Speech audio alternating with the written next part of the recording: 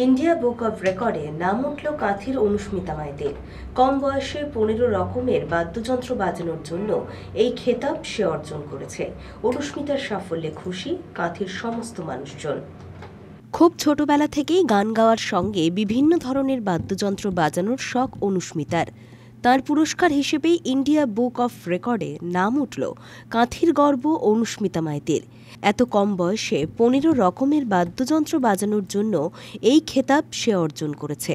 অনুস্মিতার পরবর্তী লক্ষ্য Asia book of record ও গ্রিনিস বুক অফ রেকর্ডে নিজের নাম নথিভুক্ত করা।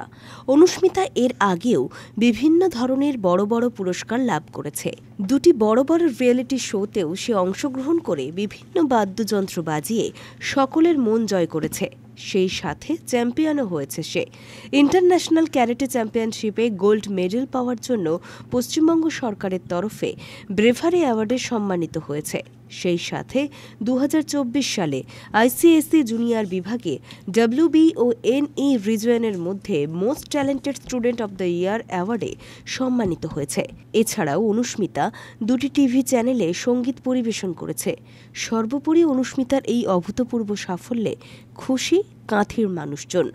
এবারে আমি পেলাম ইন্ডিয়া বুক অফ রেকর্ডে আমার নাম উঠলো, যেহেতু আমি 15 রকম মিউজিক ইনস্ট্রুমেন্ট বাজাতে পারি। কিভাবে যোগাযোগ হলো?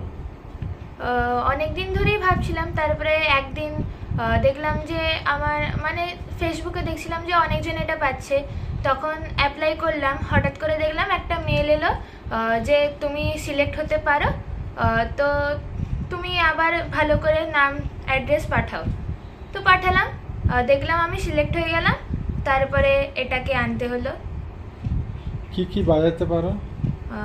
আমি পারি violin, mandolin, saxophone, tabla, dotara, ukulele, synthesizer, Hawaiian guitar, Spanish guitar, harmonium, melodica, drum set, sitar, flute, mouth organ.